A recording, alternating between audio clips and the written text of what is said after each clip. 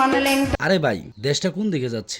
একদিকে তেলের সংকট, অন্যদিকে জামাইয়ের সংকট। ফেসবুক খুললেই দেখি এক মেয়ের কাহিনী। কি হয়েছে তার? থাক ভাই, আপনাদের বলতে হবে না, আমার বন্ধু হারুনই বলে দিচ্ছে। মেয়েটি নাকি এক ছেলের সাথে লটুর পুটুর প্রেম করছে। আর আজকাল প্রেম মানেই তো বোঝেন নন স্টপ খাওয়া দাওয়া, ডেটিং মানেই বার্গার পিৎজার শেষ করা। তো খাইতে খাইতে এক পর্যায়ে যখন বিল দেওয়ার সময় এসেছে, তখন ছেলে বলে আমি বিল দিতে পারবো না, মানে বিয়ে করতে পারবো না। আপনারা তো জানেন, খাওয়া তো শেষ, প্রেমও শেষ।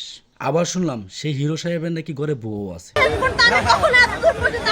আমি মেয়ে কখনো আমার বাসা থেকে স্ট্যান্ড পর্যন্ত যাই না, কিন্তু এখানে আমি সবার থেকে এখানে এসে পড়ছি পুরো কম্পালে। এই ছেলেটার জন্য আমার এই ছেলেটা আমার লাইফ পুরো ধ্বংস করে দিয়েছে। তার মানে একদিকে বউ, অন্যদিকে খাওয়া দাওয়া। শেষমেশ দেখলাম মেয়েটির চুল ধরে টানাটানি। আরে ভাই, এই যদি হয় দেশের অবস্থা, তবে আমরা সাধারণ সিঙ্গেল ছেলেরা কই যাব? আমরা কি শুধু তেলের দাম বাড়াই দেখবো? প্রেম করবেন ভাই করেন, কোনো সমস্যা নেই, কিন্তু খাওয়ার আগে নিজের পকেটের অবস্থাও একটু দেখে নিয়েন ভাই।